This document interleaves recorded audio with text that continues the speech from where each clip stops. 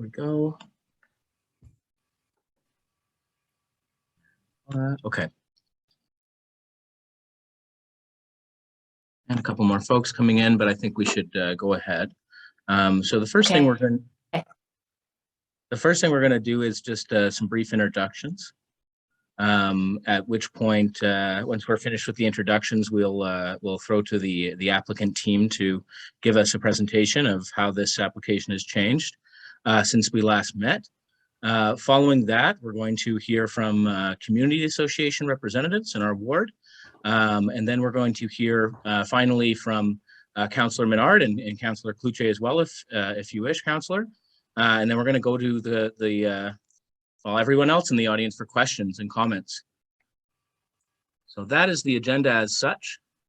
I'm going to get started with the introductions. Other co-hosts, please feel free to allow people into the meeting as we go, because it's a bit distracting to try to do both. So I'm Miles. I'm the councillor's assistant in Councillor Menard's office.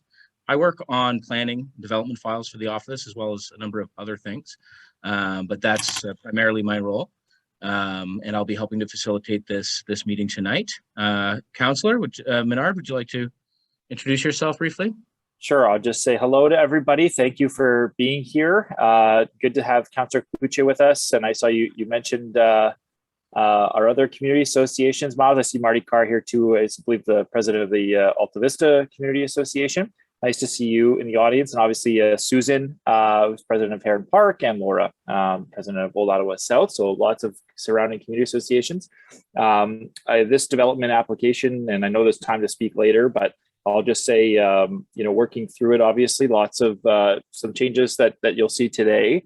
And for us, our preoccupation has really been around transportation safety, affordable housing, and ensuring a good urban design that is human scaled, that allows for an area that's quite bad right now in terms of traffic to develop into something that we hope is a lot better in the future. So that's been our preoccupation and what we've been really pushing this development team on. That Billings Bridge needs an update, and that Bank Street is going to get renewed starting in 2022 all the way through to 2024. So there's a lot happening around here, and it requires a lot of sets of eyes and good feedback. So Miles, I'll keep it there, and thank you for hosting tonight.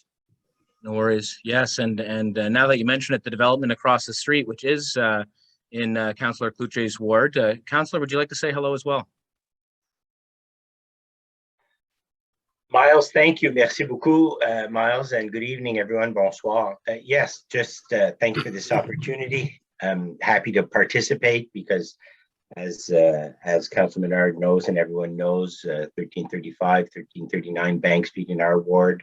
This application in Capital Ward, and there's another one up the street. So there's a lot of pots boiling that we want to coordinate and be well informed about. So here to listen, and Miles, thank you for the opportunity to say hello. Thanks for being here. Let's go over to the applicant team next. We'll start with Bruno, and then Bruno, you can introduce your team. Or pass to your team and then hand it back. Yeah, sure. So good evening, Miles, Sean, thanks for hosting tonight. This is great. Give us an opportunity to provide an update on the project. So along with me today, I've got Mike Mihak, who's also with Cushman and Wakefield, part of the management team at Billings Bridge and Bank Riverside. We've got Doug from Hoban Architect. We've got Barrett from Stantec. Who else do I have? With Mark Baker's joined us as well from the traffic department. Do we have anyone else? I think that pretty much rounds out our team for tonight. Yeah, so like I said, thanks for having us. I'll just sort of jump into it with a sort of a quick introduction. Since we met last, we've been busy at it. We've had some good comments back from staff. Obviously, there was feedback at our last meeting that we had. We had a formal application and feedback from the UDRP. So, a few things that we heard sort of loud and clear were There was some some issues with the height that we've dealt with, reducing that a little bit, changing the scale of the building somewhat. We're equally as excited as everyone else on what's happening at Bank Street, and we're happy to be part of it. And we've found, I think, ways to sort of improve our connection with Bank Street, the green sort of the parkette area that we have on the corner, the connection to Bank Street, as well as just how the the parking and the sort of the automobile connection with that as well. I think we've gone a long way to improve that, and I'll let Doug share that once we get to that point. On the other thing we've been working on is the affordable housing piece. We've had a number of meetings with Terry Hunsley. He's with Seniors Watch. He's got our last meeting was, I guess, last week. They're forming a new board, so we're hopeful that sort of in the next 4 to 6 weeks we can get back together with him and kind of get a sense to see what they're up to and their direction. He had some good examples that he shared with us, and we're looking at that as an option to see how we can potentially implement something into our plan. Kate Harris is another person that we met with at End Homeless. She was really a sort of a wealth of knowledge as far as affordable housing. She, in her world, I think she sees sort of all aspects of it, which was great. We spent about an hour with her the other day, just sort of walking through and seeing what's there. She, I think she gave us some good direction. She pointed out some good options, some areas we can start to look at, people we can talk to sort of get a little more information on kind of the different aspects. So, we're still working through, the types of units, who we could potentially, serve in the sense of, or is it families, is it seniors, is it both? So that's something we're still working through. And, as we progress on that, we'll reach out to, both Sean and Miles and sort of keep you guys abreast of where we are and, sort of the progress we're making on that. So that's sort of exciting on our side. Yeah. Wonderful. So, yeah, we met with SWOOS, Seniors Watch Old Ottawa South, today or yesterday, and they mentioned that they were talking to you folks. Really happy to hear that. And Kate's wonderful from the Alliance, so that's also good news. I want to just carry on with the brief intros, just to let everybody know who's on the call still, and then we'll launch right over to the presentation. So JC Renault is here, and that's the planner for the file from the city. JC, why don't you say hi, but also, since we're already discussing sort of the timeline that Bruno has brought up, maybe just add anything you want in terms of where we're at in terms of the process and where you're at with your report and what the next steps are. Oh, JC, I didn't give you a co-host. You're not to be trusted. There we go. Well, I decided to mute myself, and then I didn't have privilege to unmute myself, so I don't have all the privilege. So Jean-Charles Renault is my name. You can call me JC. That's quite all right. I am with the city as a planner with the Development Review Central Group, and I'm the file lead on this application. And I'll just keep this very brief just to kind of remind everybody where we're at. So the application, we're looking at applications for zoning and official plan at the moment. There hasn't been a site plan application yet. The applications were circulated originally in February 2021. The first community meeting was held on March 9th, 2021. Right now, staff are currently reviewing the applicant's third submission.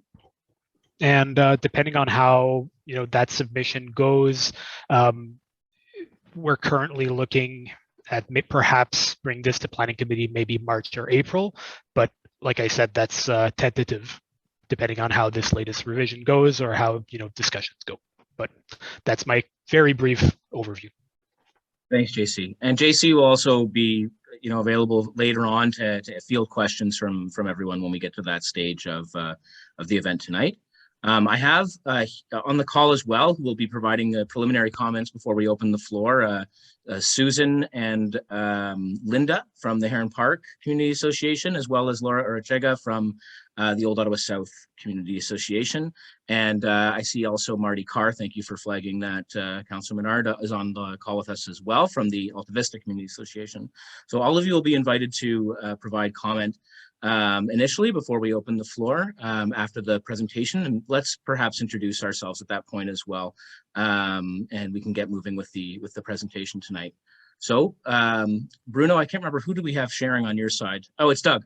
Doug, why don't you go ahead and share your screen, and yeah, we're looking forward to it.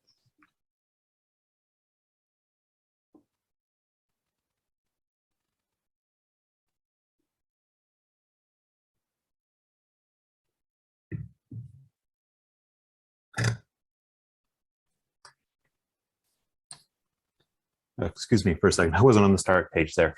Thank you very much. I'm Doug Vandenham from Hoban Architecture. We've been working on this project for a number of years with Cushman Wakefield, and also just for kind of complete transparency, we're also the architects working on the project across the street, which is in Jean Cloutier's ward, project that's also currently under application review, although in the site plan phase. Right now, our application is in for a zoning application, and that means that subsequently we'll be going for a site plan application, which will sort out some of the more fine-grained details. And so as I go through my presentation, I'm going to talk about some things that have changed with the project, and also some things that are still kind of ongoing design development with respect to plans for landscaping and all that. And that stuff gets finalized as part of the site plan application.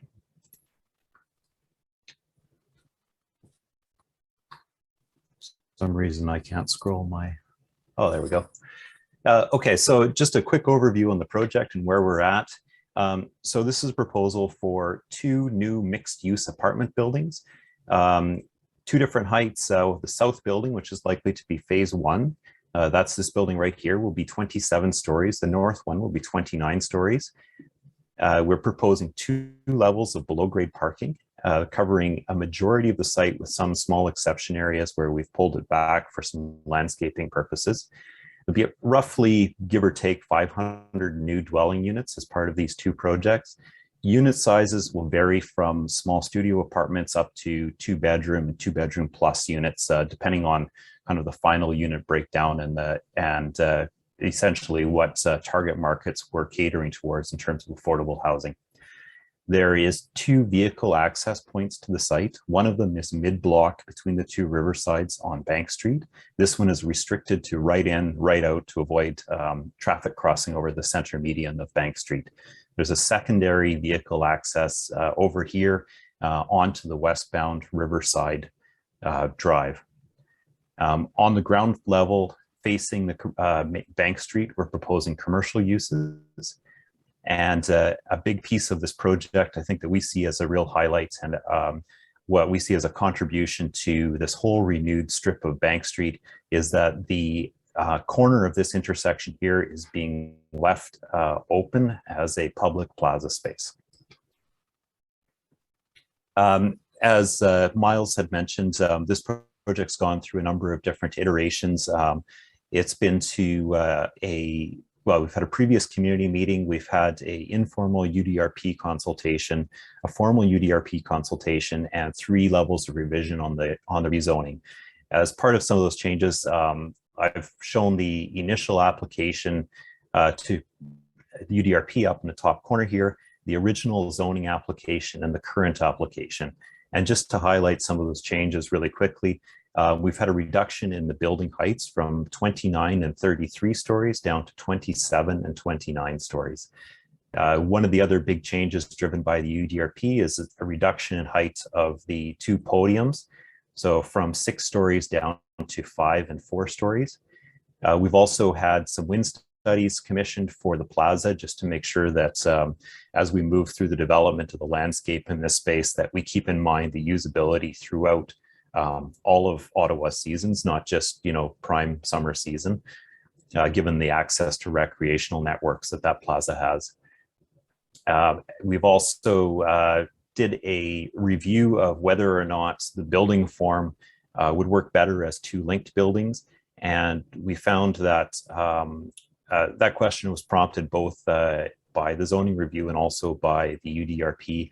And we found that what we gave up in terms of that public plaza didn't provide an overall positive to the project. So we have an ongoing development of this plaza area here, and you'll see a couple different iterations. This is the older iteration here with the circle turning area.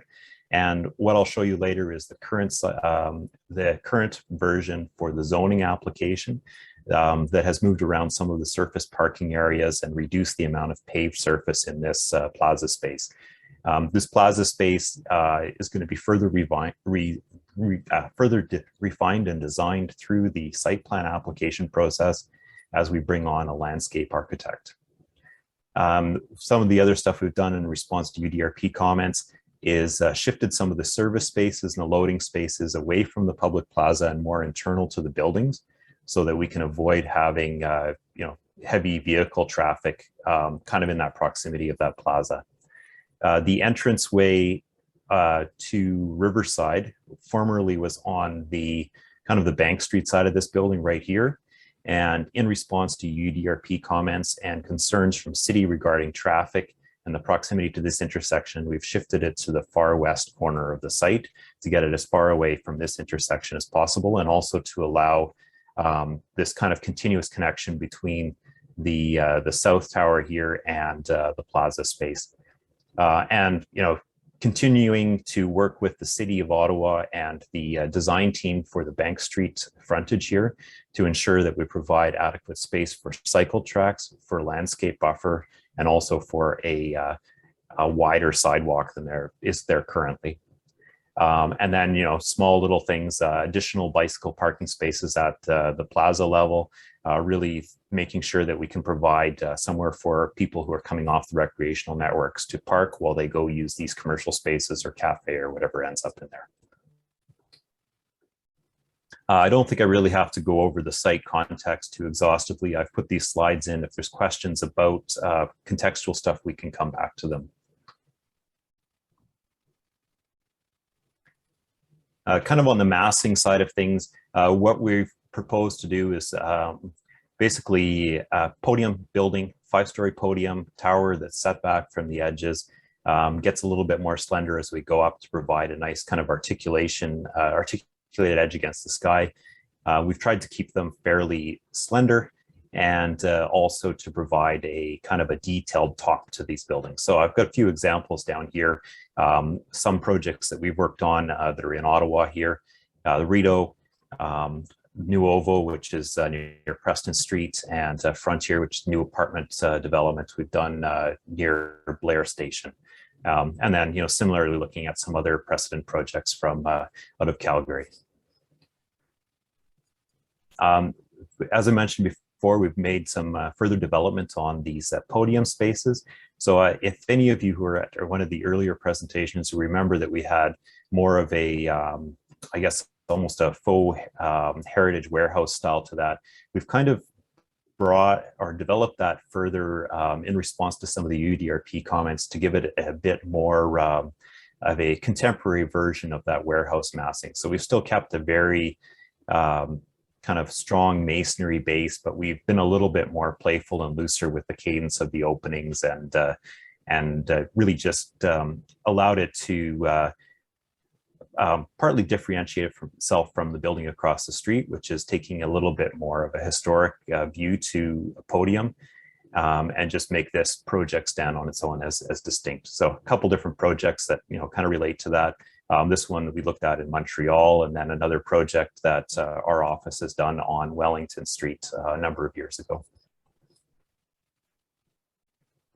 Looking at that Bank Street edge, basically in setting up this building, we've provided enough space for a cycle track, a landscape buffer, and a sidewalk. The way we've shown it right now is a cycle track, landscape buffer, and sidewalk, but again, that's partly at the discretion of the design team for the city. So kind of the sizes of those elements are all allowed for in this in the latest iterations of the site plan and the zoning application we've made, but there may be some revision in response to city's design requirements on kind of of what the order of things are. First, we're providing, we're meeting objectives of this complete street rebuild of Bank Streets along this whole edge here. As I mentioned before, we've made a number of changes to the plaza area. So previously, remember, there was a circle in this area here. And what we've tried to do is to take a design approach that achieved a number of different things. First of all, pulled all parking, and we look at this as short-term parking for rideshare, taxis, drop-off and pick-up. We've tried to pull it away from the Bank Street edge as much as possible. That's to minimize any type of conflict with turning vehicles, and also to improve the sight lines for the sidewalk that crosses over this driveway. And this also minimizes the amount of kind of asphalt surface that interrupts between the building here and the plaza area. We formerly had a driveway here that has been shifted over to underneath the building at this end, allowing this plaza to link directly to the building. The amount of space we've allowed for kind of vehicle turning, we've fine-tuned and minimized so that functionally it still works fine, but we're trying to allow as much space for that public plaza and for green space as possible in this area here. And then set up a series of bike rack locations along here. Again, what you're seeing right now for kind of planted area versus hard paving, that's likely to evolve a little bit as we bring the landscape design team on board. But this kind of sets out, our objectives for what we want to see for the design. Another important consideration that we've accommodated through the design changes here is that you can see a dotted line right underneath my cursor. It goes along this edge. That's the extent of the below grade parking at this corner. And what that allows is a high volume of soil underneath this corner here, which allows us to plant out trees that can grow to a mature tree size, as opposed to planting them on top of a deck, which would not allow them to, become big street trees like we'd like to see. Just kind of looking at that a little bit closer, you can see that dotted line there, edge of the parking garage. So all of these trees are sitting over top of full soil volume. For the public plaza space, we've got a few ideas we're going to push the design team on. I don't think anything's set in stone yet, but the idea would be that there would be some sort of landmark feature as part of this that invites people to come over from the walkway or the pathway along the river, and also serves as kind of a gateway feature for anyone entering into the south portion of Bank Street coming from Old Ottawa South. Couple other views of, conceptually how we see that space being laid out. Again, this is the old parking arrangement, so there's some changes coming to this, and the renderings will be updated as we move into the site plan application. Kind of an overall view showing how we see this project and also the one across the street fitting into kind of a complete grouping, and within the context of some of the other apartment buildings, the river and the shopping center. And on that note, that kind of wraps up my presentation, and I can leave this slide up for questions, or I'll turn it back over to Miles there. Thanks so much, Doug. Yeah, it's nice to see a lot of the changes that were made. They're directly in response to some of the comments I recall from our last session. So that's a positive. I'm going to hand it over first to community association representatives. Then we'll hear from the councillors, and then we'll be opening the floor to anybody who has questions. I've noticed some questions have arrived in the chat already. That's fine. We will be turning to those as soon as we hear from the folks ahead of us. So who do I see first? I see Linda and Susan. I don't know who's speaking from Heron Park tonight, but please go ahead. I think both of you have the ability to unmute yourselves.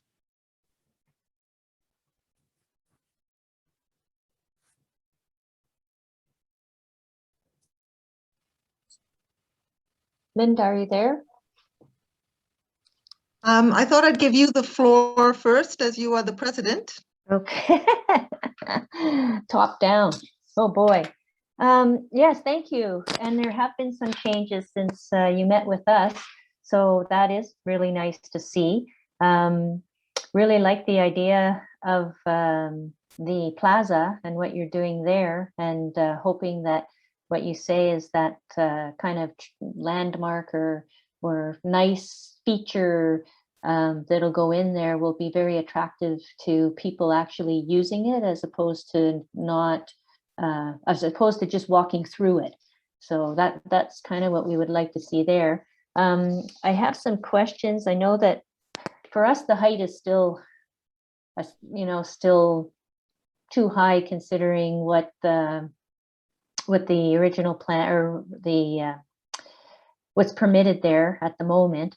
And I'm trying to wrap my head around that because it just seems to me that it's a significant increase as opposed to just a minor increase. But you know that already. And I do have some questions. I like the idea that you brought the podiums down, and I couldn't really see because the drawing was a little small on my screen in terms of some of the design features, but it did look like it would be a very attractive building. So that's appreciated. And I know you were trying to do a little bit about that with this new, with the new designs. And then I'd also like to talk about the affordable housing piece, but I don't think we're at that stage in the discussion yet. And in terms of your target audience for these units, we, as the Heron Park Community Association, have done a little bit of research because we have another building going in or development being proposed for 1400 Bank. And it seems that the units that are being suggested may not really meet the actual need of the community. So that's something that we can talk about after. Linda, any further information from you? Thank you very much, Susan. Really like the thoughtfulness around the trees and allowing for real root development and possibility of mature trees there. What that makes me think about is that you have a bit of a long-term vision for this plot, this land. Fantastic. And thinking about the long term, we were looking at demographics, and I'm sure you're aware that currently the population of Ottawa is about 17%, 17.6 actually, seniors over 65, set to grow to close to over 22% in the next 20 years. So that's a tremendous number of people who may be looking to downsize, and this might be an ideal spot for people thinking about aging in place, and it's a great site for the beauty, natural beauty, but also close to shopping and transport. So it ticks many boxes, but that means that the seniors, and I'm in that age range, I don't want a little tiny box. I want to be able to have my daughter come over and spend the night if she needs to. I need space for storage. It needs to be reasonable accommodation for seniors, but also the same concept extends to families. Enough of these tiny 200 square foot or 500 square foot boxes. That isn't what population growth and trends are would lead, it seems to me, housing planners to consider. So that's one thing. So the size of those units need to be thought about carefully with respect to what the population needs are. And then that leads me to 500 plus or minus units. That's a lot of people coming out of those buildings. Yeah, okay, 22% might be seniors, but there's still a lot of people coming out of that building at peak hours for to go to work or coming back from work. I had raised this the last time about some sort of pedestrian overpass or breezeway to connect over those high volume roadways. Same thing. I did see a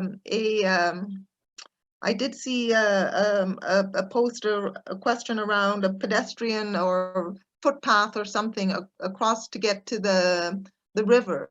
That still underlines this idea that 500 people or 500 households, which may be more than, definitely more than 500 people, will be coming out of those buildings and trying to cross, and they are on a traffic island. They're going to have to cross one of these major intersections. We live in this neighborhood, and I can tell you that when I go down to Billings, there's the community living building, high rise, right across from Billings. There are two lights, pedestrian crosswalks within like 50 meters of the entrance of the building. I would say I see lots and lots of people cutting in between those two lights. So even though there are lights, people are not using them. They cut across the shortest distance, which puts them in harm's way. So that's why I really want to stress the need to think about how do we get people across to where they want to go to in the safest way and keep them off the roads, because I don't see the traffic slowing down in those sections. Again, we did talk, Susan touched on the issue of height. The secondary plan currently calls for 8 stories at this place, and you're going up to like 29. Appreciate the fact that it's come down, but really not anywhere that makes a difference. You know, we're looking at nodes in other places that have 16 stories. You know, I might be able to live with 16, but doubling that, which is what the zone you're in, it's really high. Like the concern, in the back of my mind, this was zoned for 8 along the main street, and with higher, taller buildings at the back of the Billings, that big swath of land. If we're starting at 27 and 29, what are we looking at the back? You know, are we looking at 50? Like, this is good. Like, that worries me tremendously, because I don't want to see this little section, just to be like a forest of high rises of 30 and 50-story high rises. So I think that pushing it down to 16 would be at least within the range of what the nodes that we're looking at in north of, rather south of Billings Bridge. We have a node at Bank and Heron, 16 stories. Further down at Walkley, the nodes are 16 stories. So why is this one, you know, 27 and 29? I don't see a planning rationale for that, other than, of course, you know, profit. But I think you can make lots of money with nice size units at 16 stories. I do really like and you did spend a lot of time on it, on the front, the little parkette there. Really nice. You really put a lot of thinking and thought into it. But as you say, we'll have to wait and see until everything is done. But appreciate the effort that you've gone into trying to green it. Other questions around greening and sustainability are, what are the technologies that you're going to use to make this like a showpiece of green technology, of sustainable construction?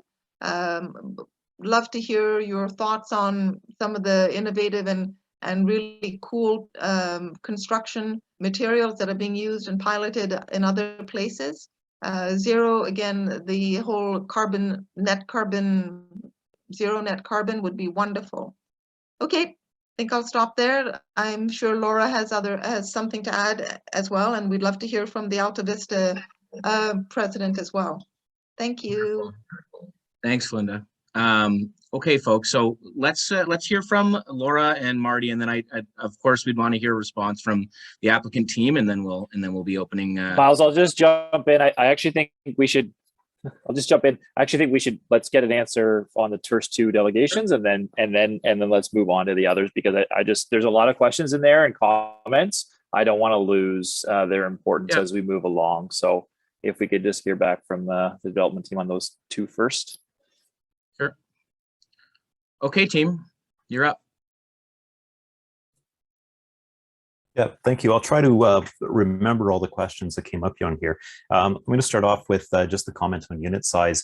Right now, I was just pulled up the Performa while we were having this chat here, just to see where we were at on the average unit size. Right now, as the building is designed, our average unit size is about 770 square feet. If you did a fairly broad look at various different apartment buildings around the city, I think that would probably be on the larger size for an average unit size. So, typically we would be looking at 770 square feet could be a quite a small 2-bedroom or a very generous 1-bedroom and a den in kind of the typical market these days. So of course, for every, if you have a 770 square foot average size and you have a 400 square foot unit, that means you also have a, 1100 square foot one to kind of offset that average. So again, I think we will be able to provide the unit sizes that kind of downsizing seniors demographic, especially someone coming out of a larger home either in the Old Ottawa South or Alta Vista neighborhood would be expecting to find here. On demographics, I think Bruno touched on it very nicely there in that, on the affordability side of things, seniors has been identified as one of those possible target markets for affordability. And now those discussions will continue that way. We certainly recognize that Billingsbridge being a kind of a local mall has a whole number of people who have grown up around that mall, see this as their home community. They've got the places they like to shop and definitely would like to be able to kind of age in place on that community. So that's a logical target for us to be working towards. On the kind of the total number of 500 households, yeah, it is a lot of people adding into a neighborhood. Certainly, we have concern about, how people come and go from the sites. We're very keen to continue working with the city to ensure that we kind of add in our piece on rebuilding Bank Street into a desirable and safe pedestrian environment.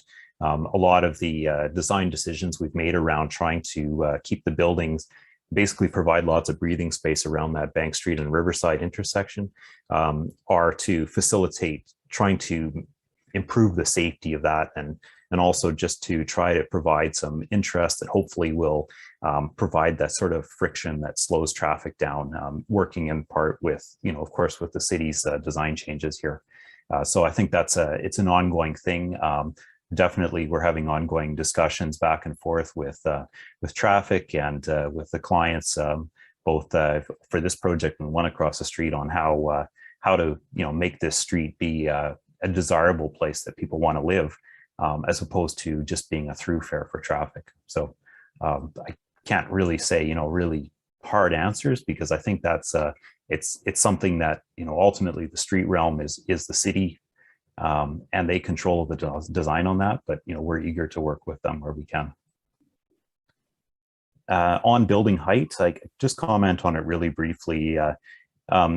One of the things that we identified when we started looking at this project was that we had the zoning in place that would have allowed us to build kind of a large L-shaped building, big kind of classic 1960s bar apartment building, and we felt that there was an opportunity to do something a little bit more special at this site. We saw it as an entry point into a different neighborhood, and we also saw a need that, just due to the traffic nature and being trapped on the island, that there had to be something that provided a place or a piece of appeal, and hence the approach of providing a plaza at that intersection.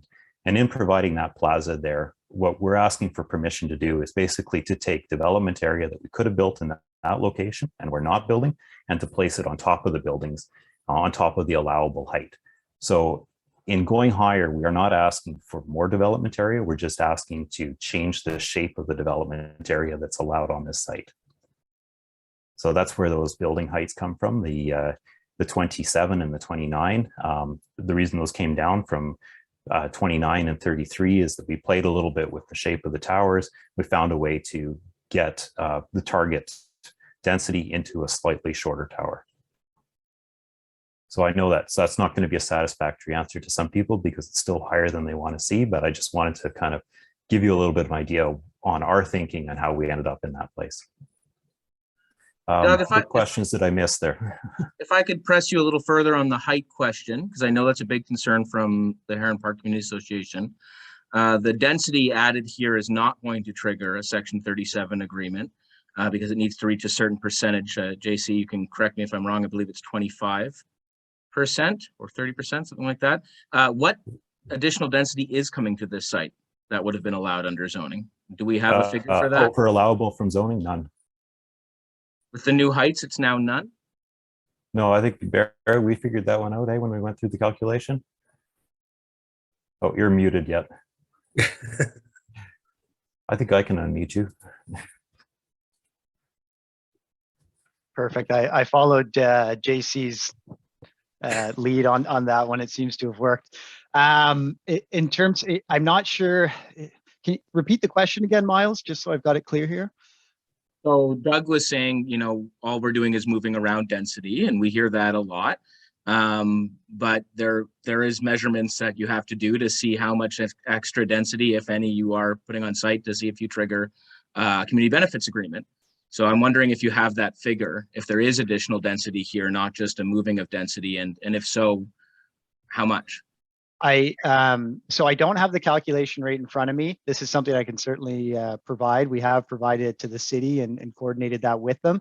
My recollection is that there is certainly additional density available for the site after the calculation was made.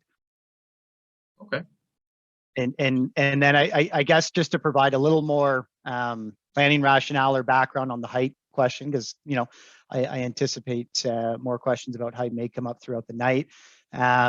So as of now, currently zoning does permit up to 16 stories for the site, and essentially what we're looking at is a cap to that 16, which was brought in with the CDP and secondary plan dating back to 2012. I know that, you know, it might not seem like it was that long ago that those plans came forth. There was obviously a lot of work which was put into them, a lot of commitment from the community and stakeholders.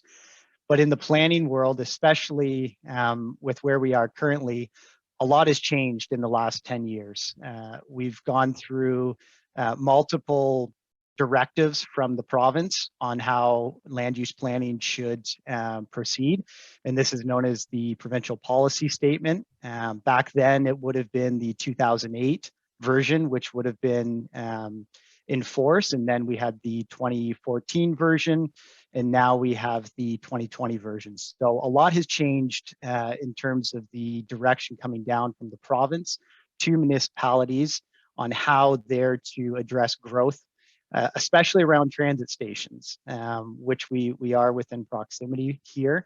And really that does open up the door for rationale to support higher building heights and greater densities. Really, it's that critical mass that needs to be generated by housing, by locating that high density housing near transit stations, which will help to support the feasibility of the transit infrastructure investments that the city's going through with. So this is really a direction provided across the board within the province of Ontario. And the new official plan, which is currently council approved and seeking final approval from the minister, that provides or echoes that same direction as it's required to. It needs to be consistent with the provincial policy statement. Outside of it, for instance, if there was not a secondary plan for this area would be designated as a hub area under the new official plan, which permits up to 40 stories in height. I think we're going to start to see a lot of change throughout the city with the directions of the new official plan. But that's not to say that, you know, we can ignore the secondary plan, which is in place. And of course, we do require an amendment for that height. But we feel we've provided the rationale through the mechanisms of the official plan, which does allow for an amendment to it, as long as certain criteria are met, which we have demonstrated is being met through the proposal. Of course, as Doug has explained, a redistribution of mass. So when it comes to more of a design rationale, it results in a better product for the site. It opens up, by building up, it opens up space at the ground level to allow for that plaza to be put in place, and really, you know, provides that key piece at the corner of Riverside and Bank, which is called for through the secondary plan. Right. Okay. Thank you for the robust response there. Yeah, I'm glad you noted that the secondary plan still is in place, and I'd just add that it was reminted as part of the new official plans, suggesting the planning principles from that community-derived plans are still sound. I did see Linda put her hand up again, but I'm going to make sure we get through everybody first, and then we'll come back when we open the floor. Okay. So I want to jump to Laura Arachega next from Old Ottawa South, from OSCA, and then we'll go to Marty Carr after that. Hi there. Thank you everyone for the opportunity. Thank you for the presentation. I think that, you know, there are some big improvements, particularly in the drop-off area and turning circle, and how all of that has been reworked. And again, the entrance and exit off Riverside. I wanted to echo Miles in that, yes, the new OP does bring in that secondary plan that's existing. So the city could have, you know, changed it, altered it, left it behind, but they chose to bring it into the new official plan, which, you know, will be enforced over the next 25 years.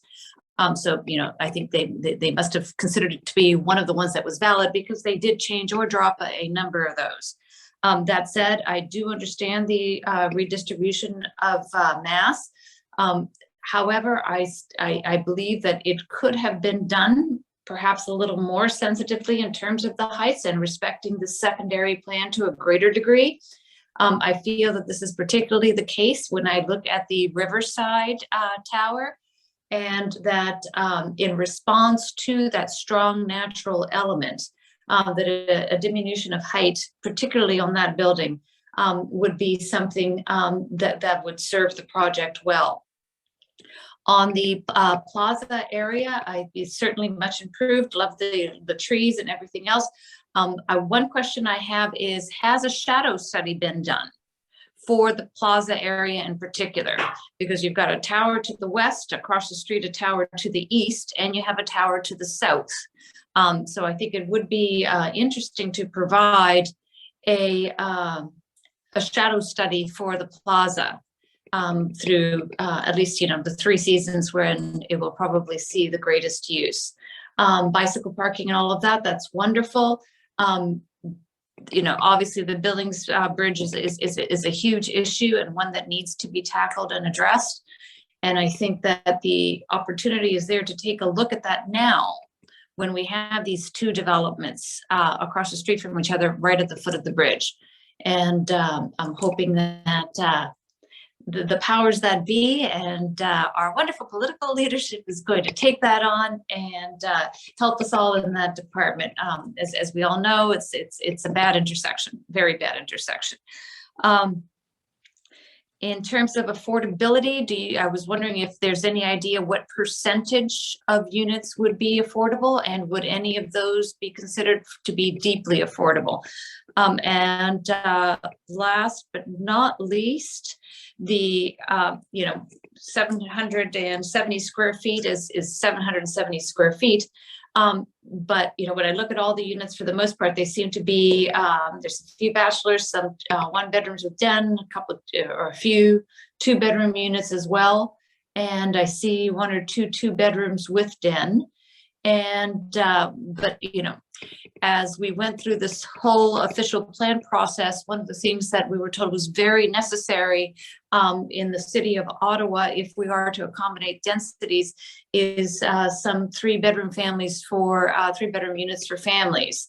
And while a lot of that can be provided in smaller infill, having some tower units that are 3 bedrooms to accommodate, in particular, seniors who are downsizing. You know, it's very hard for somebody to go from a 2,500 square foot house to a 770 square foot apartment.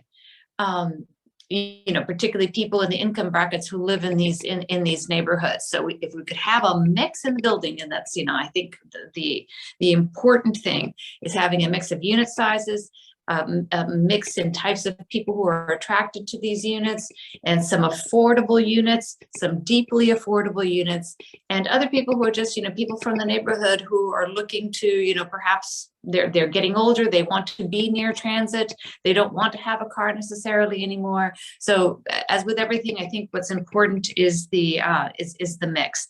And I guess, sorry, the very, very last thing that I was wondering was the lay-by across the street, more or less, where does it align? I know that there's a median in the way, but in terms of the perception of traffic coming out at you as you would come down Bank Street, does the lay-by more or less align with the driveway, or is the lay-by closer to the Riverside going west on the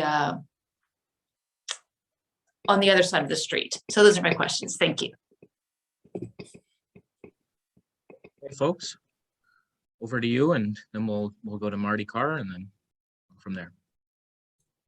I'll just comment really quick, on two of those things there, I think, and if you have any questions, you can go back to them. But unit mix right now, what's demised on the plans right now is very preliminary, and that was done prior to probably in about 2019 on this project, and then something happened between 2019 and 2022 so far that has really shaped how we look at unit sizes and unit mixes, just in terms of people working from home and spending more time at home. And so I think that some of that demising is probably going to be revisited in response to people really just demanding better living space in their units, or more living space in their units. And certainly we appreciate the official plan directions and the city's their push to try to get family size units in buildings like this. And certainly I think we will be able to kind of trend in that direction and create a greater diversity, including those larger units, as we refine that unit mix. The lay-by, just to clarify, is pretty much mid-block on the other side, and our entrance is basically mid-block. So they're essentially across the street from each other. And I think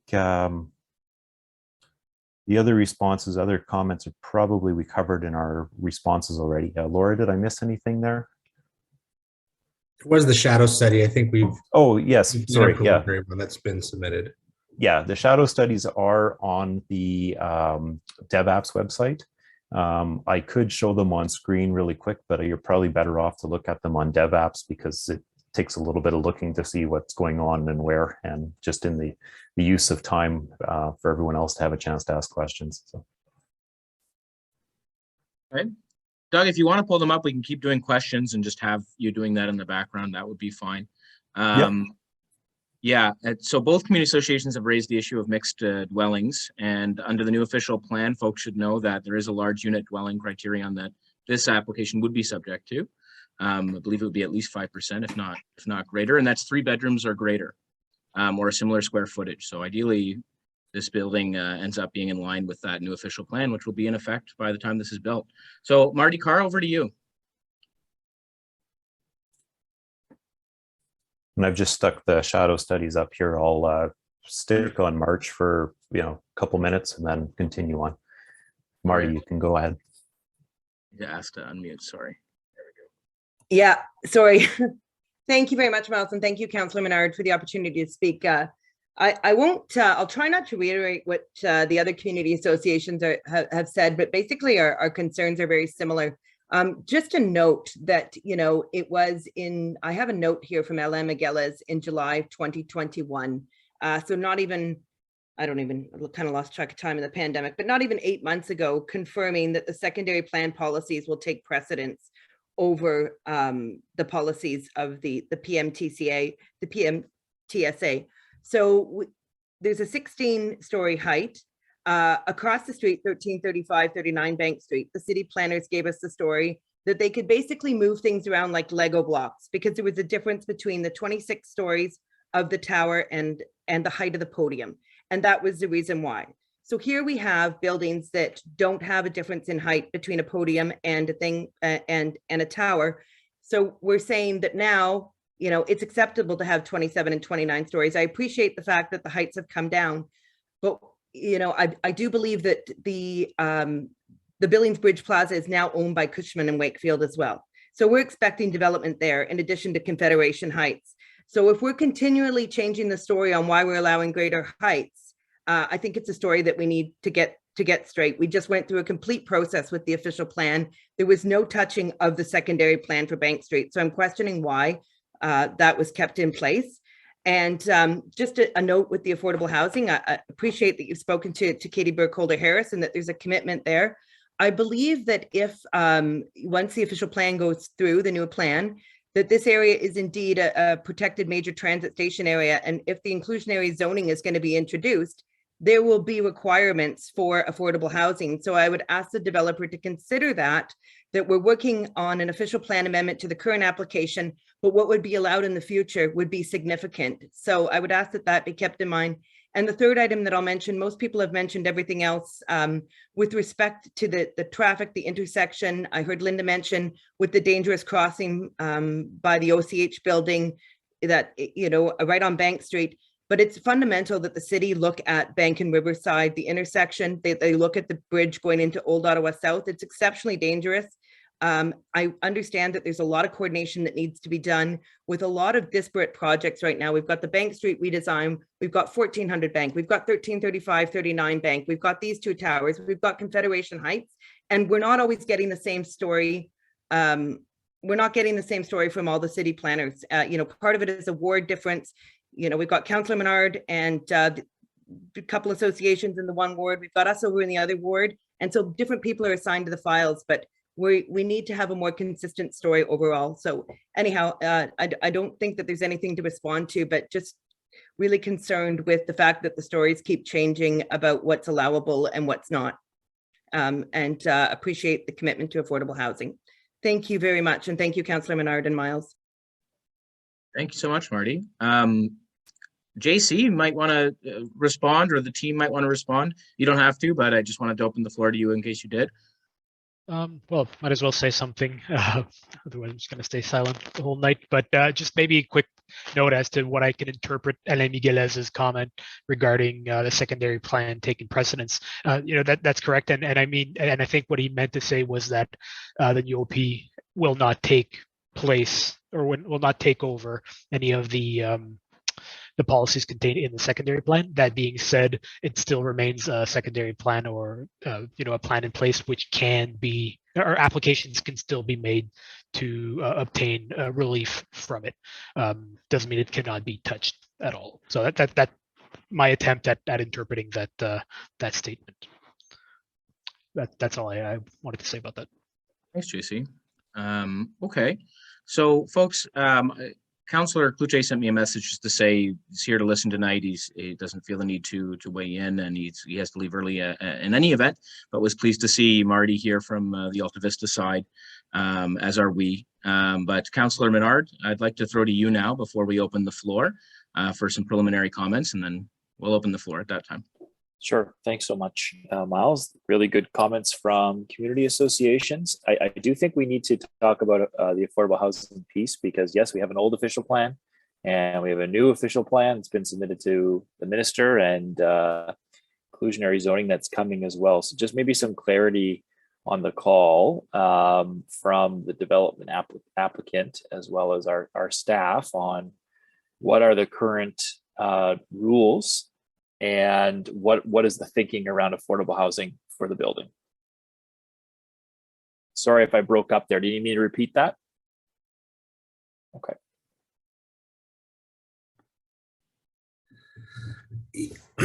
So from our side, yeah. So I mean, we haven't, like I say, we haven't truly defined what we think. We do agree that there needs to be a component of affordable housing. But as I said at the start, you know, we're looking at, you know, is it seniors? Is it families? We appreciate the new OP is coming in, and it does have guidelines, which we may or may not fall under, but we definitely use that as a guide as we put together our plan and work towards submitting a site plan application. We haven't, as I say, we haven't landed on sort of a final mix or what that might look like. Okay, yeah, and Doug, I saw you lost connection there. I don't know if you heard my question. I can repeat it. It was just about around the affordable housing aspect for the development site, the current OP versus the new OP, and that intermix. And so for us, affordable, this is within what I think we're 300 meters from a transit station here, major transit hub. Is it maybe a little bit more than that? It's close. A little bit, not much more. Yeah. So it's right there. I mean, this is exactly the type of development that we're looking to have, that nodes and corridors in proximity to transit hubs, and this is one of them. So we really want to see that give back to local communities and some affordable housing mixed in here. The other one is your contribution, excuse me, to the safety of the street in the area and the pedestrian walkway and the cycling facilities here. So my preoccupation, as you know, has been around Billings Bridge. It's been around Riverside and the dangers we're seeing with the many accidents over the last 5 years there. So, there's development charges, of course, that come along with these things. And maybe JC, you can comment on this as well. But that Billings Bridge, I know staff are looking at a 3-lane model. I'm wondering what kind of contribution this development can make towards that. And the frontage there, people have been talking about the wind tunnel and what is it going to be like walking through this area. So maybe you can just go into those couple of pieces and I'll come back for one more quick question.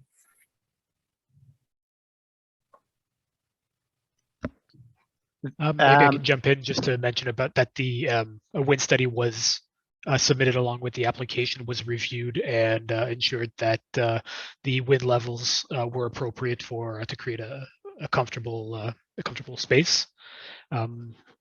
As for the Billings Bridge and the intersection, unfortunately, I'm not in a position to comment on the city's intent on renewing it or the contributions that this development will have.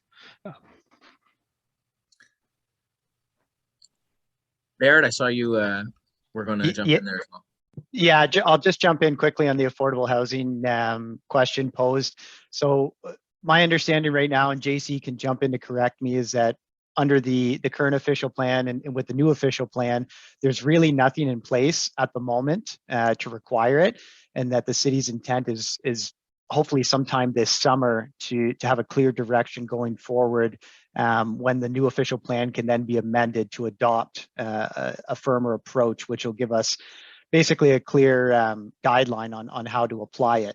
That said, in looking at how affordable housing is being addressed in other developments throughout Ottawa and throughout the province, obviously one of the approaches is through Section 37, which isn't triggered here, or some sort of cash contribution. But again, as Councillor Menard had mentioned, I don't think a cash contribution here is really what's going to address affordable housing when you're bringing in a proposal of plus 500 units by a transit station, where you've got shopping next door, you've got a post-secondary institution, a major employment campus, all great recreation opportunity. You have all the fixings to really support that high density residential here.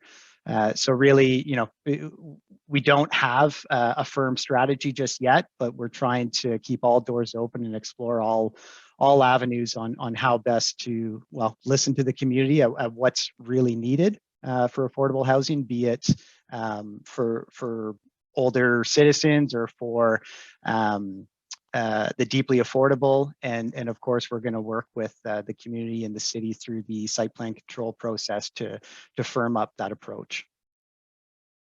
Okay, great. Thanks for that. And we'll look forward to discussions and negotiations with you before we get to planning committee, so we can have something firm heading into planning committee. I think it's important that we have that commitment on this one. So the last point I'll just raise before we open up, is lots of good questions in the chat, is around Riverside. Obviously we've got 2 Riversides going through. That is one of the sites where we've had people die there. We've had major injuries. We've been really hoping that you and the development across the street will help us take on the study of those Riverside areas, because there's been some discussion around combining them. And it remains, again, a preoccupation of ours, in that, just given the safety issues here and the potential to give back some land on your side too, some, I think, highly potentially great views and further potential for your own traffic objectives. So Doug, I know we've talked preliminarily about that, but I just wanted to raise that in this call. We've got the two Riverside directions, and ideally we can combine them and get back some land there along the river. But I'll just I'll throw that out there to you, and I know there's lots more discussion to have on that as well. So I appreciate the evening, and thank you for walking us through. Miles, I'll hand it back to you after there's an answer to that question to hear from some other folks.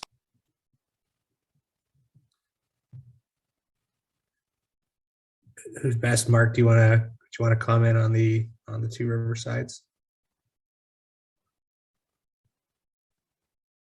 Mark can't unmute himself. There he goes. Oh, he just remuted himself. I'm making him a co-host. There we go. Go ahead, Mark. Oh, it might be a microphone issue, Mark, because you're unmuted, but we still can't hear you. Yeah, I believe there is a microphone issue on your end as you're unmuted and there's still no audio. How's that? There you go. Excellent. One click of the mouse. So the notion of combining the two Riverside, so it was assessed in the CDP done back in 2012 or 13, I forget the exact date. And it was screened out and not something carried forward because of basically traffic operational concerns, and that consolidating that traffic at the one location was highly infeasible and would not result in a very, very good performance. One of the things to consider is that all of the turning movements today are facilitated within that we'll call them jug handle arrangement. So there's very few turning movements at those Bank and Riverside intersections. There are some, but if they're consolidated, then all the turning movements would occur at the single intersection, and that triggers a need for additional right-of-way for auxiliary turn lanes. So I think that's the challenge to keep in mind. So, and I guess while I've got the platform, I'll also talk about the work that the city is doing. Not that it's not my project, but I've been following it fairly closely. Can I share my screen at all? Yes, you should have the ability to now. Should have the ability? Okay. So on the screen now,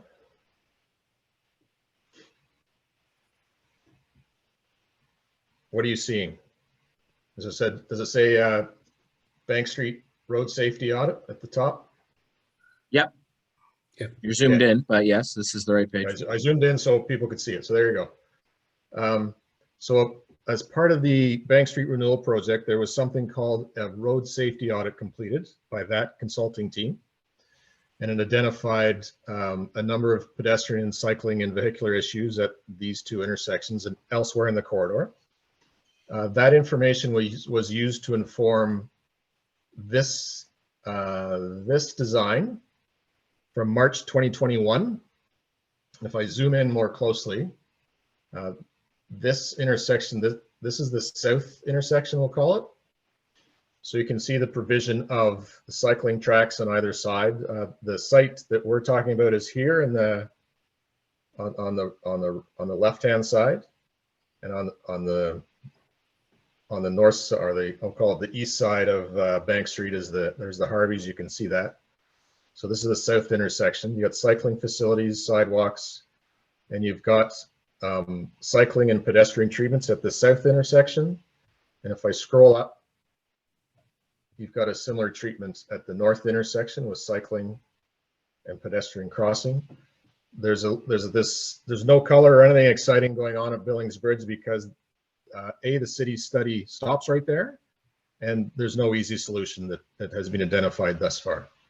So in addition to this design for March 2021, the city has come out with something called Protected Intersection Design Guide from September 2021.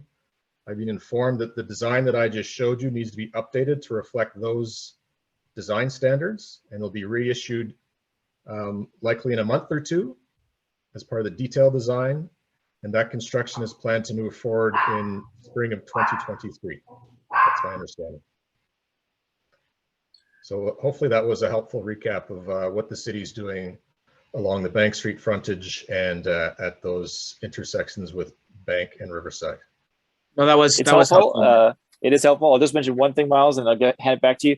The Riverside, we've had down to one lane heading westbound because of the detour, and it's functioned pretty well.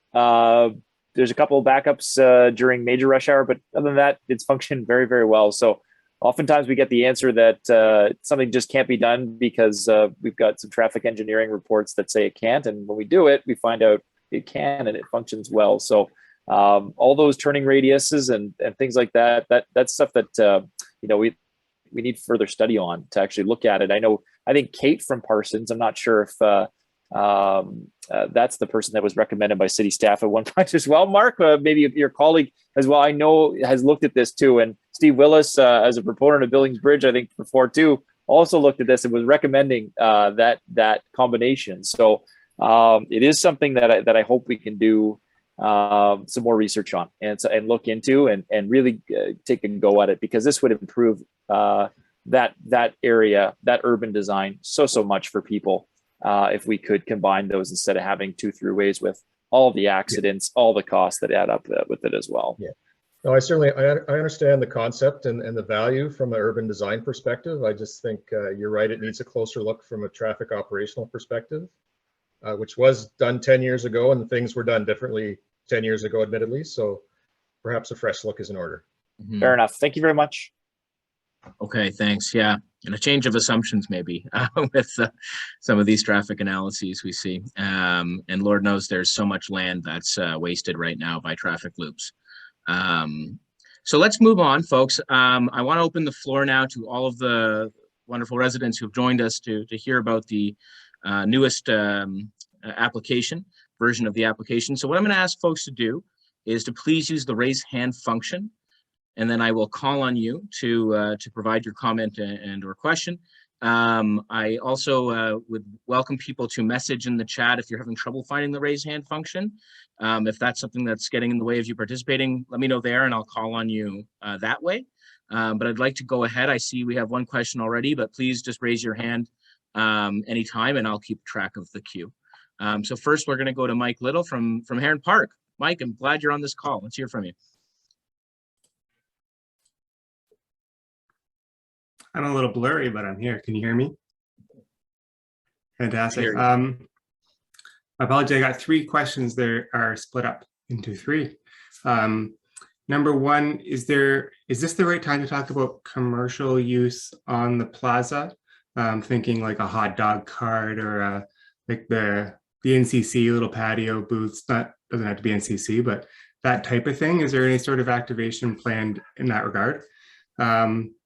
Is the commercial just planned for that at grade level? I remember, a while ago there was an idea about having commercial in maybe one of the buildings, but 500 units. I see that it's pivoted to a primarily residential build. But I'm thinking about, like, is the second floor planned for commercial? Could there be, anyway, just a question about that. And have there been any discussions with the city about reducing vehicle speeds on Riverside and Bank?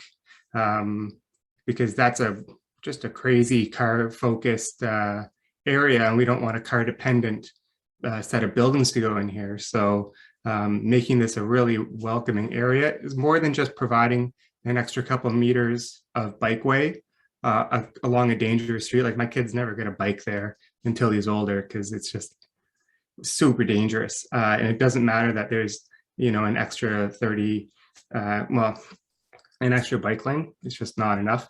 And I wanted to add a comment after those three questions, as if for questions, but just a couple comments. I don't think shadows are very important. I saw the shadow study. That's cool. I just don't think it's a really high priority issue to talk about in these kind of discussions. And I think the height is great. I don't think there's any problem with that. I understand the number is bigger than another number, and this is change. But I think this is necessary. Like, the context of housing demand in Ottawa means we need lots of housing for people. And this project doesn't have to meet every need, doesn't have to solve every problem. But I think the heights are fine. And the official plan, I know we're not talking about the requirements and how there's a secondary design plan here, but the official plan has pushed density to these major streets and away from neighborhoods. So this is the type of thing that's going to be happening across the city. And I know there's a secondary design plan. I'm just talking about housing demand and the way the city's kind of patterned where they are going to put that demand. So I just think this is kind of what we should expect out of most developments in the city. Thanks. Thanks, Mike. Does the applicant team want to provide response to those questions? Sure. Yeah, on that, we have sort of kicked around the idea of sort of seasonal commercial uses in that park area. You know what that is, we're not really sure, but you know, hot dog cart could work. We talked about, you know, bike rentals, that kind of thing, right? So that is something we would look at as trying to activate it. We do have commercial space in the base of the building. I can't remember the size of it. Is only on the ground floor. It does not go up to the second floor, but we think it's, you know, the ground floor. We'd have the most success with commercial on the ground level. And your third question, well, I don't think it was directed to us, but as far as the speed on Bank Street, I mean, that's, you know, it's definitely something, you know, we'd be in support of, but not really anything we have control over. Thank you. Thanks. Next, I see Gary. Gary, I believe from the Alta Vista Community Association. I'll ask you to unmute. Thanks very much. We have a number of questions, but I wanted to focus on the Bank Street redesign. And I was a bit surprised to hear Mark Baker say that there's going to be a new detailed design for this section available in a month or two, because when we talk to the city transportation people, they say there won't be a detailed design available for public review until about October, November. And so one of our problems, as you know, across the road is a lay-by, which isn't permitted in the Bank Street complete redesign, and certainly isn't permitted in the preliminary design. And we're trying to get answers as to what takes precedence, the Bank Street complete redesign and the detailed design, or what the developers want. So I don't know. It's an interesting milepost to find out that November now is going to come forward to March or so, or maybe the redesign is only going to be shared with the consultants and not with the rest of the public. I don't know which it is. But let me ask my question then, that which is really on right-of-ways. Am I correct in thinking that this design for the west side of Bank Street we're talking about tonight provides for the full right-of-way that was called for in the Bank Street redesign project? So is all that, you talked about bike lanes and widened sidewalks and everything else, but I didn't hear a commitment that there would be the full right-of-way that's part of the Bank Street redesign project. Bruno, are you able to provide response? I'm gonna maybe just go to Doug, because he's got those right of ways and bike lane widths probably somewhere on his screen. I'm just pulling them up right now. So right now, our proposed right of way from center line of Bank Street to the property line / building face is 16.45 meters. That roughly equals a road widening, or an additional, sorry, trying to pull a dimension here. Roughly speaking, that's an additional 6 meters of right-of-way width added on. It's very close to the called for right-of-way, and provides sufficient space to incorporate all of the desired design elements that the Bank Street rebuild is looking to add.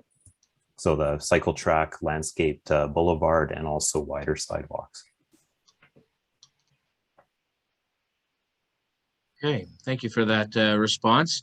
I do see questions coming in on the chat that I want to call attention to as well. But first, we'll go to another speaker, and I'll visit some of the chat questions soon. If you're posting questions in the chat and you'd like to speak to them, just go ahead and raise your hand, and we can do it that way as well. John, I see John Redden's next. John, I'm going to ask you to unmute. My point here is about the redesign on Bank Street. Are we going to have more access points like for people with disabilities, like for wheelchairs and other sort of thing? If we're going to build, like if we're going to constantly build buildings in the area, are we going to have the infrastructure to have access points all along Bank Street? We don't need another one like this. This was just down right by the Billings Bridge Mall area.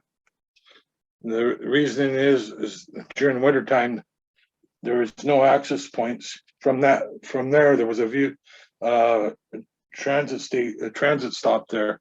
It wasn't dug up. So here we are talking about safety. We have an active committee for people with disabilities.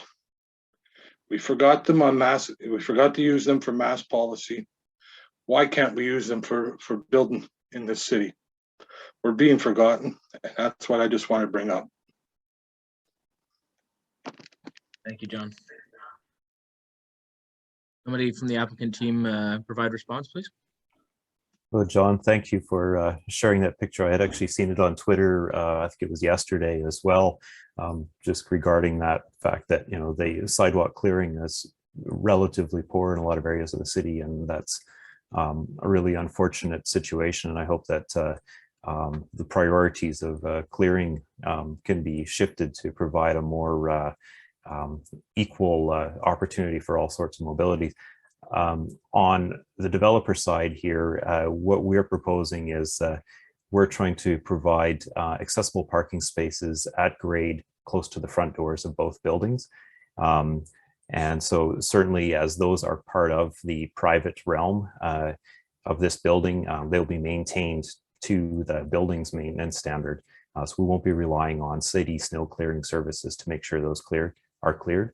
There will also be a new and improved bus landing area that will be part of the Bank Street redevelopment, both on this side of the street on the other side of the street.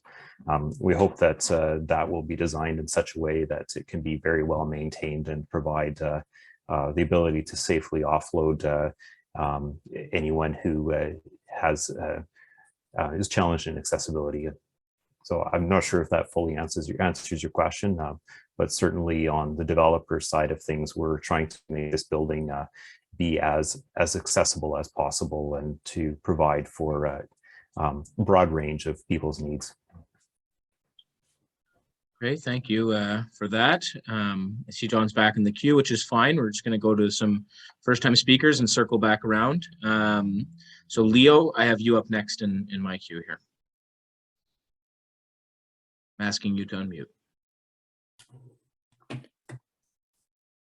Yeah, I mean, I only speak for myself, but I welcome the density at this location, given the proximity to the transit station. Question I have is, I think it was Mr. Wager mentioned that, you know, is someone working on a town center plan for Billings Bridge? I know I found somewhere, you know, Queen's University, I think, was working on something for Confederation Heights, but RA Center is talking about, you know, trying to rebuild.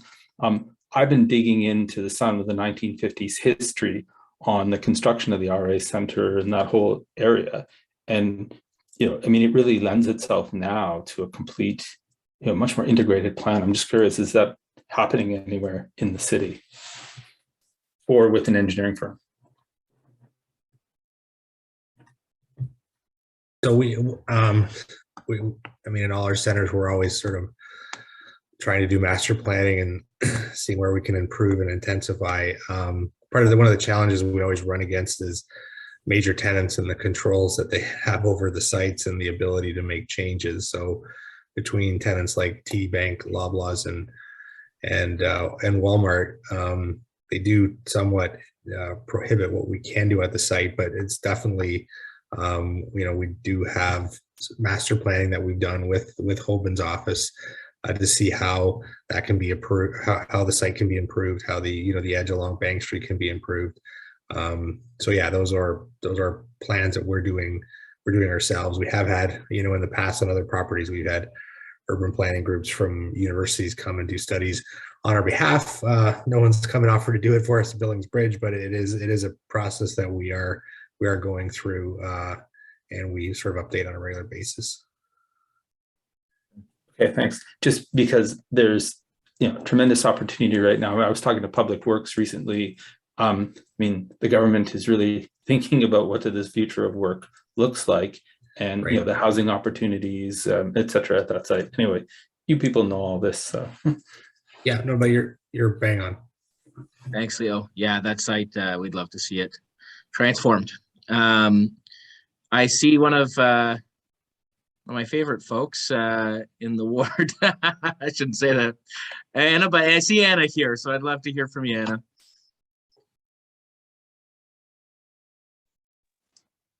Thank you, Miles, and thank you for this opportunity to bring something forward that Senior Marshal Ottawa South has been concerned about actually for a long time.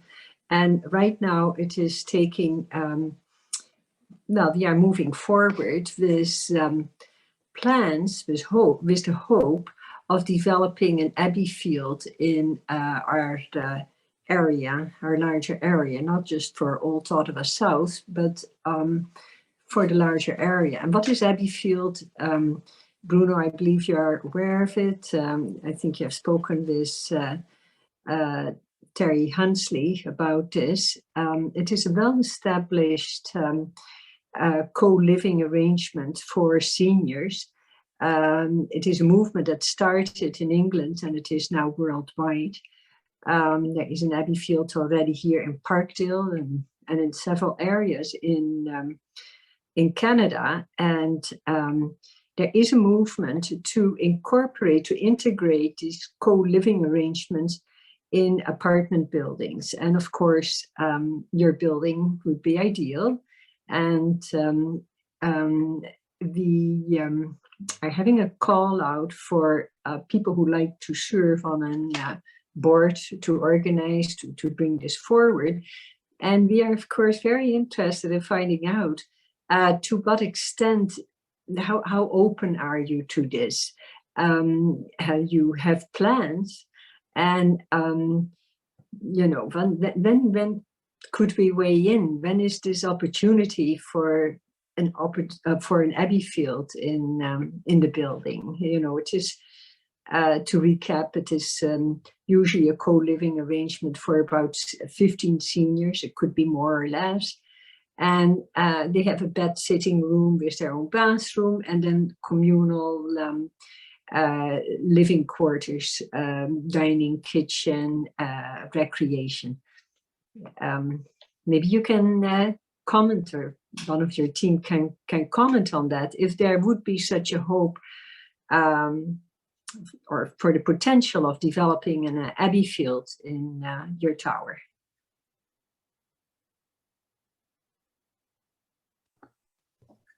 Yeah. So as you know, we've met with Terry quite a few times. He's shared drawings. We've had some good discussions on how we could look at potentially adding something like that into a couple of floors of the building. It's like I said before, we're still as we start to look at this affordable housing, there's all different avenues you can go in, and this is definitely one. And it is one that we're looking at or considering. So no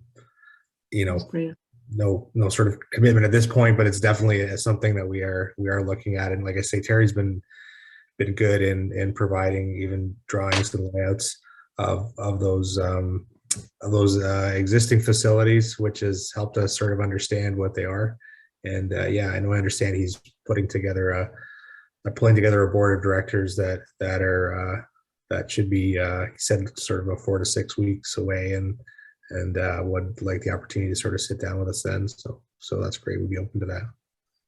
Bruno, did I hear you say the timing would be maybe at a decision phase in 4 to 6 weeks, or do I misunderstand you? Well, no, that was Terry saying he was assembling a board Okay. of volunteers to start to look at it, and that would be the time to come back together and have some discussions. I think, for us, we're really just at the OP and zoning stage, so it's as we get into the site plan stage, I think that's where we'd start to see how we can implement that into a building, and that's something we'd sort of get into. I'm going to say sort of summer of this year, right? So summer. Okay. Summer, yeah, we like to have, it would be helpful if we could coordinate it. It's a big undertaking and a big commitment for volunteers. Yep. So that would are be you very part helpful. Are you part of Terry's board? Terry's board. Terry is my co-chair. And okay. Yeah.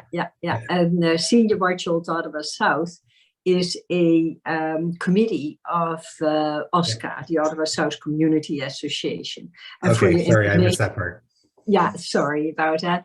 And the executive director of Abbeyfield, Canada, I noticed he has joined this presentation too. So there's a lot of, it is a well-established organization with a lot of resources.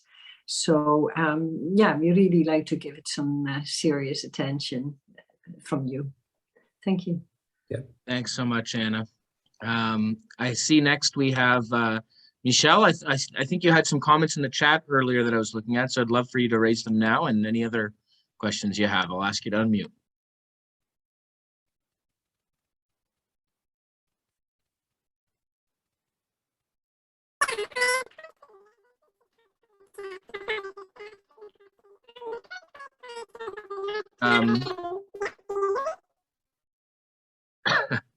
Michelle, I think there's something wrong with your microphone, because I don't know if that was just me, but I could not understand a word, and it was actually kind of not a pleasant noise either. I can see you now. Let's try again.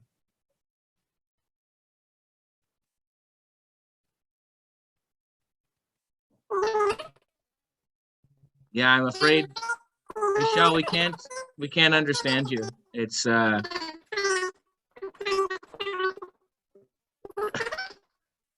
Michelle, I'm gonna have to mute you again. It's I'm afraid it sounds like you've had a bit of helium even. It's very high pitched and impossible to comprehend, my friend. So if you can find a microphone, or if you want to, what I'll do is I'm going to scroll up to the chat, because I was just looking at a question you had placed there, and I will pose it. Let's see, I might have scrolled away from it now. Believe it was to do with providing space for active oh yes. The current site plan shows the North Tower encroaching on Riverside Drive westbound. Is that correct? And given that there will be increased demand for space for pedestrians and cyclists, definitely not cyclops, cyclists, will the developer be able to provide more space within their property for these needs? I'll address that one really quickly. There is a required road widening on the westbound lane of Riverside, and we are meeting that requirement. So we're not encroaching onto the laneway. There's actually a little bit more of a setback than the existing a small office building footprint that's there. So. Okay. Thank you for that. And sorry again, Michelle, that there's that technological gap. Do please put something in the chat if we haven't covered what you were intending to ask. I'm just taking a quick look at the chat again to see if a lot of the things that were raised in the chat have actually been covered more or less. And we're out of speakers otherwise, so I'm taking a quick peek, but if you have okay, good. I see Susan here from HPCA again. I'm going to let you go ahead while I take a further look at the chat. Hi there. So I've been sitting here listening to the conversation, and some thoughts just came to my mind, and they've been, I guess, troubling me for the last, 4 years of kind of living in this community. And it seems to be around official plans and secondary plans and zoning that is supposed to give some semblance of stability and some direction in terms of so that we can count on how planning is going to unfold into the future.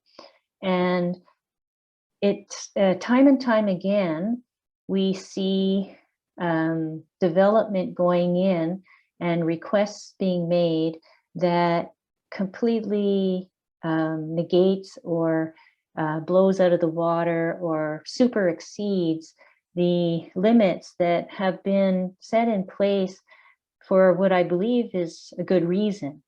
And so I guess this goes to the city planner with respect to your comment on that people can still apply for relief, I think is how you phrased it. And we see developers in Heron Park applying for relief continually.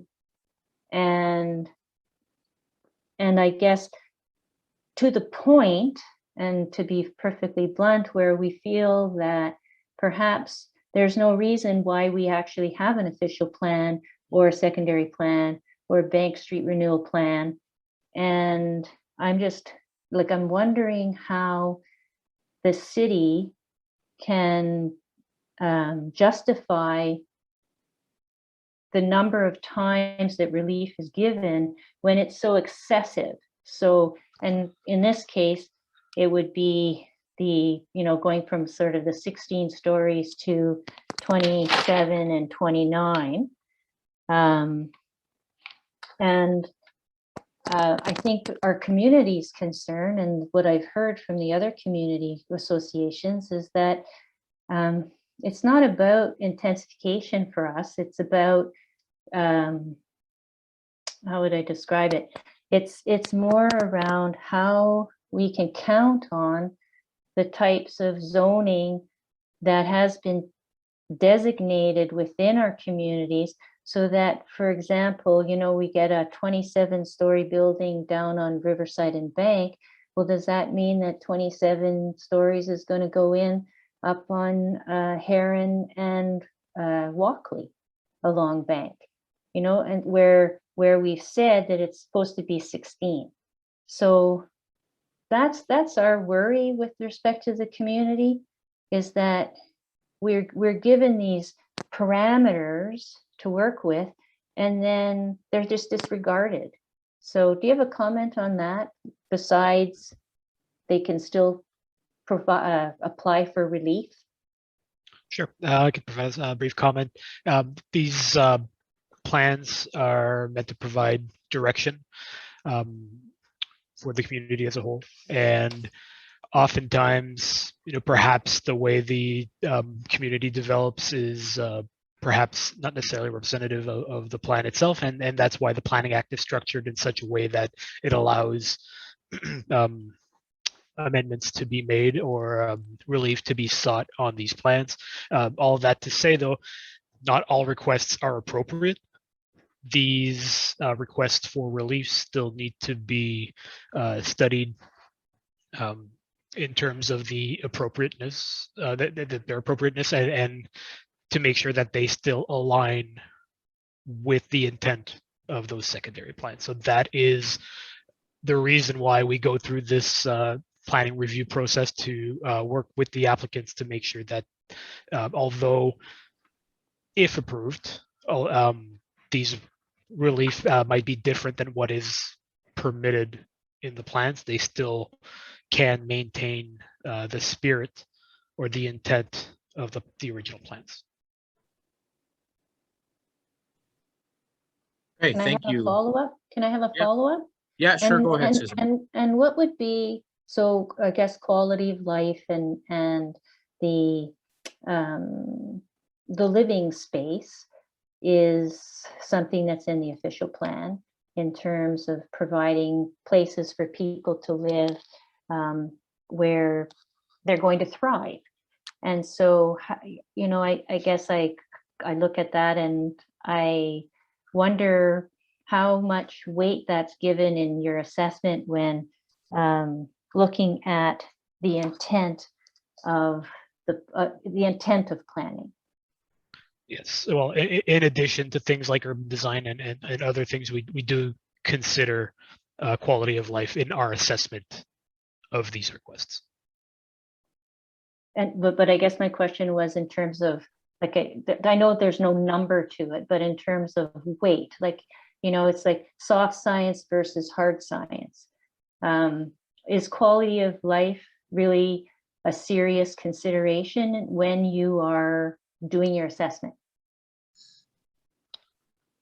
That's a difficult question for me to answer on the spot. I mean, quality of life can be taken as a subjective term for depending on the person that's asking the question. So that's why I cannot go into any more details to provide a response other than, yes, we do consider quality of life as impacts in these types of applications. Mm. Thank you. Susan, thanks so much for these questions. That they're not often the direction we go with the conversation. And, you know, I would just add to what JC is saying to say that I don't think a lot of these considerations are in any way codified in the Planning Act. You know, biopsychosocial considerations, the kind of built environment and how it shapes our social well-being in tall buildings, environmental externalities. There's all sorts of things that don't really neatly fit in current planning policies. So, but they're important conversations nonetheless. So thank you for always raising those. Peter? I think, not me, but I think Nora Como has a question. It looked like she was raising her hand. Okay. No, Nora, if you want to raise your hand. Sorry, I saw your hand raised, Peter. That's why I went to you. I'll just pull them up in my guest list and ask them to unmute. Nora, okay. You should be able to go ahead there, Nora. Can you hear me? Yes, we can hear you. Yes, okay. Just following up on the previous two speakers there, related to Senior Watch and concerns about quality of life. Understandably, that can be subjective, but there's also some very objective studies that have been done. And talking about having something on the ground floor, commercial space, I would suggest, and maybe some of the folks can look at what's been done in Kingston, in Toronto. You could consult with the Council on Aging, which is an organization that's been quite active in Ottawa for 30 years or so, related to providing information and supports and advocacy and so on. They work with a lot of businesses in the city and so on. The city's, I think, quite familiar with the organization. But there could be a dedicated space possibly on the ground floor, which could provide a meeting space for folks living in the building. Talking about the number of seniors, and you can see I'm a senior, my husband and I both, and looking to downsize at some point in time. That would be wonderful. And it's been shown that, you know, to have a dedicated space for an hour or two a day where folks can come, gather, have a cup of coffee, social worker could be there, possibly a nurse. Right across the street, there's the Southeast Ottawa Community Health Center across the street from Billingsbridge, so a half a block away from these three buildings that are possibly going up and more eventually down the road. I can see that there could be some very helpful, even I might say profound, in the way of providing the social services slash even medical services to help support quality of life for all the residents in these buildings. But my particular thing would be looking at the seniors, because these are the ones that were in the initial program in 3 apartment buildings in Kingston. And this was shown to reduce the number of folks ending up in emergencies and so on, because they were being sort of monitored by their fellow dwellers in the apartment buildings, but also by community health workers. So I just offer that as you know, you're talking about Councillor Menard mentioning about you know, the developers giving back some green space or something. I would suggest that that can also be a space in your buildings, which would help to support and enhance the quality of life for the folks that would live there. And it wouldn't take probably a large space, but it could be part of that space that you're thinking about on the ground floors. I'll just jump in there. I think that's a wonderful idea, Nora. These are very, very dense buildings going up in an area that has been very flat for a long, long, long time. And so there's two things that I'd suggest to the developers team on this call. One is that idea exactly that you've just mentioned, some shared space. I know we work with 1050, 1060 Bank on that, and Anna Kylitz had been a big proponent of that at that building. So some internal amenity space, but also the retail on the front. We're talking about quality of life. We had this conversation with this development team, and I'm unclear where we landed actually, but there's been retail here for a while, not the best retail.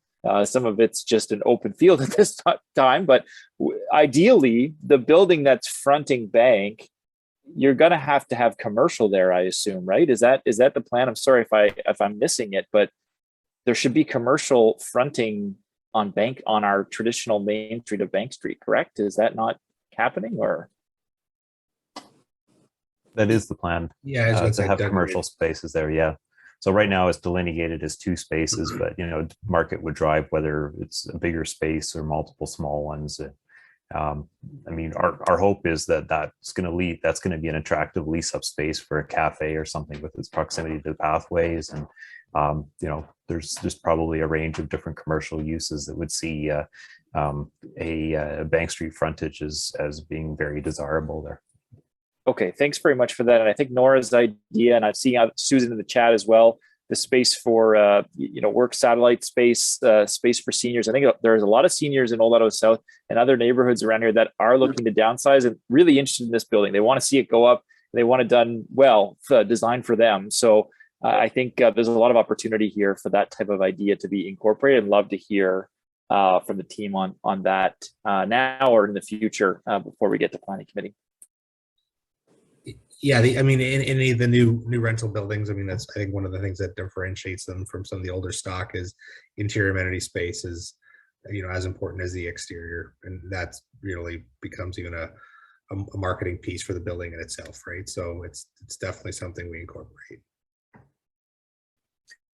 Okay, thanks so much. Miles, did you want to take us out here? I think we've got most of the questions done, but I'll leave it to you. And I appreciate everyone being here this evening. Yeah, the only thing left on our agenda, Sean, I did look through the chat. It was mostly more comments than questions, and we'll have I think folks have been reading the chat along with myself, and we'll be saving the chat, of course, as well.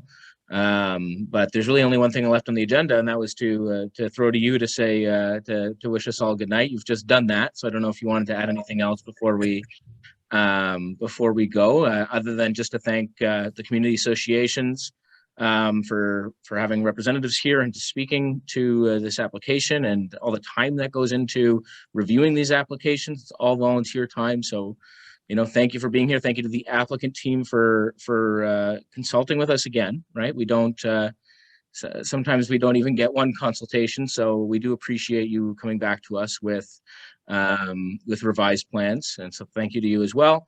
And finally, thanks to everybody else who showed up tonight and is engaged in these files in our community. It's so important. It's without folks showing up to these events, we wouldn't see the building, I don't think, changing the way it has. The feedback was required for that to happen. So, and JC, didn't forget about you. Thanks to our city planner for being here as well. Okay, that's all, folks. So have a wonderful evening. We'll be posting this online later. You take care.